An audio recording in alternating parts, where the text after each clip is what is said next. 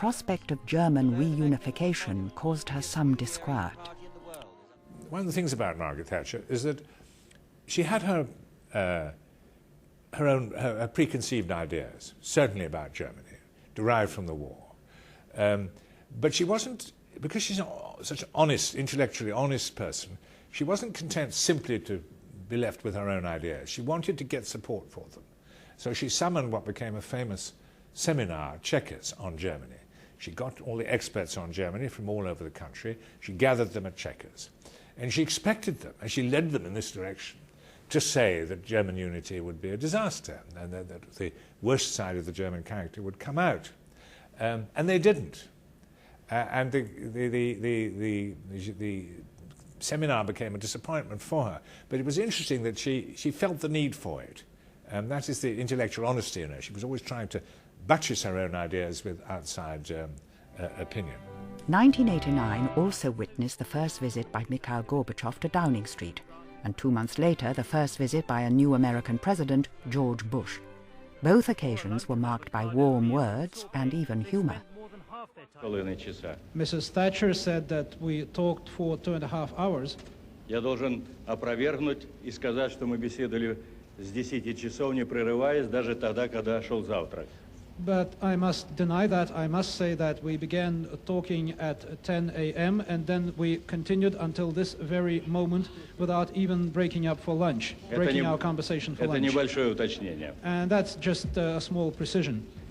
Prime Minister, my sincere thanks to you for a very encouraging and frank exchange that we had. It's only with friends that you can take off the gloves and talk from the heart. And I felt that I was with a friend today, and I can assure the people in the United Kingdom that from our side of the Atlantic, this relationship is strong and will continue to be.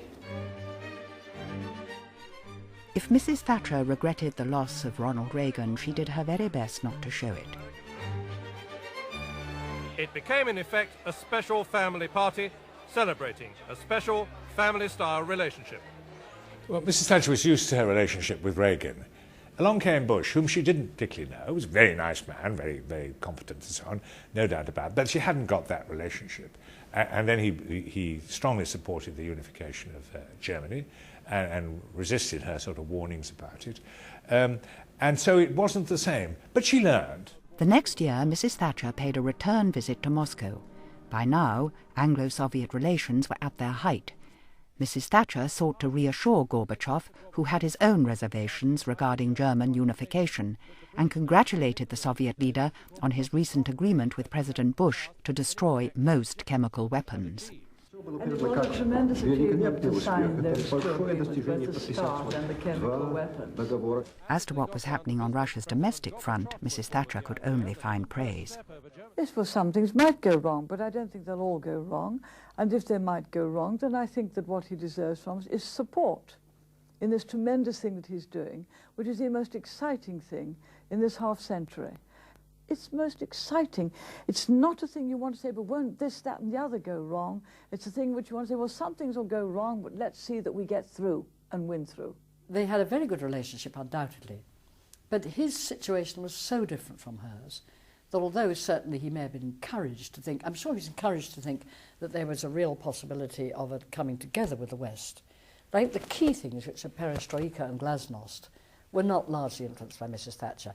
What is certainly true is that Mrs. Thatcher, in her premiership, became a figure of magnetic influence throughout the whole Eastern Europe and Russia, because they saw her as being the apostle of capitalism. And in that sense, she was tremendously influential as a figure around which public opinion gathered. But I'm not sure that one can describe her as being, in a sense, the author of his policies. I think he was the author of his own policies.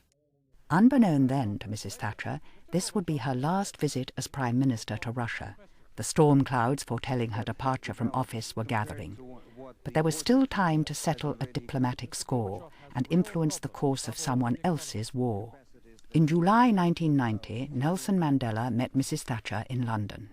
Throughout her years as Prime Minister, Mrs. Thatcher had been at odds with those Commonwealth countries who wanted tough sanctions imposed on the apartheid government of South Africa.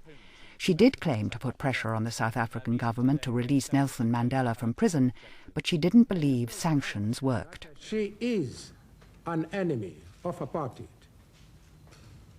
Our differences are in regard to the methods of inducing the government to dismantle apartheid.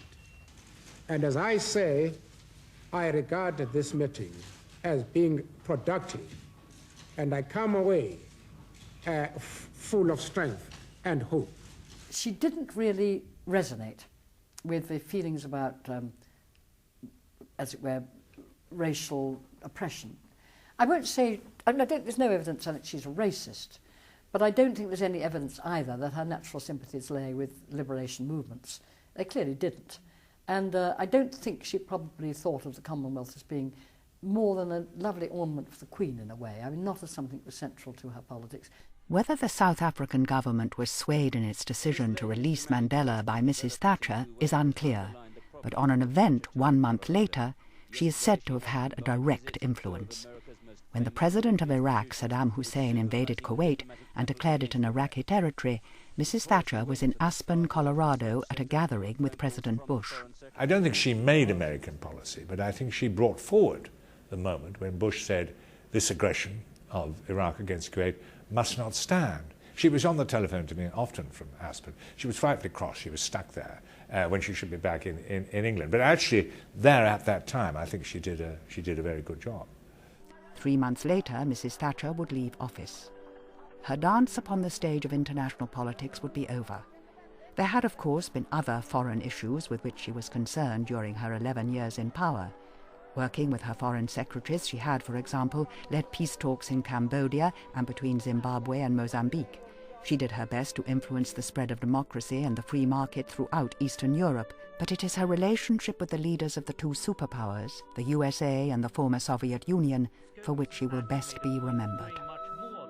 It was an extraordinary combination that you had a leader in Britain and a leader in America who saw the way that the world was developing, that great divide that had split the world, the Cold War over so many years. Two leaders who saw the solution to that, the resolution to that in very similar terms. It made them very formidable as a pair, and it made Maggie Thatcher's role in ending the Cold War a very significant one, much more so than perhaps any other Prime Minister of Great Britain could possibly have expected to achieve. In the next programme, how Mrs. Thatcher handled terrorism, unrest and dissent at home.